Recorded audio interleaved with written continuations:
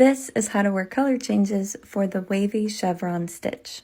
I have two methods for that, and this is method 1, and you can use it for any stitch, but I'm just using the chevron stitch as an example.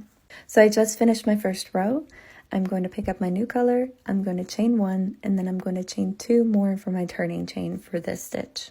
Then I'm pulling my original color tight so that it kind of resembles a knot.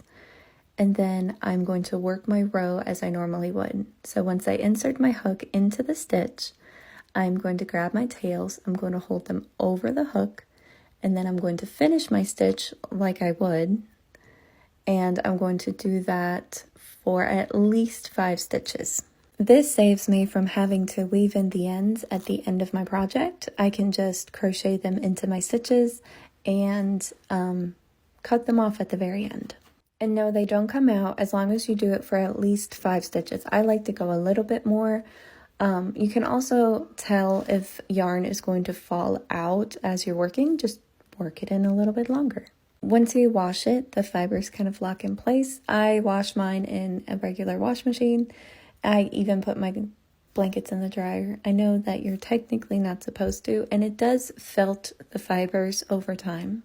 But I like my blankets loved.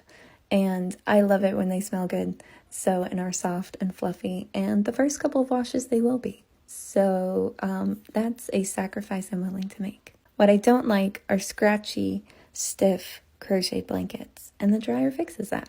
So now I'm at the end of my row, and when I flip it over, you can see where I've hidden the tails. Now I'm going to give it a little tug and make sure it's nice and tight and hidden, and just play around, stretch it a little bit, and then I'm just going to cut it. So this method works really well if you're changing your colors after an odd number of rows. So every row, every 3rd row, every 5th row. But in the next video, I'll show you an even easier method when you're changing colors after an even number of rows.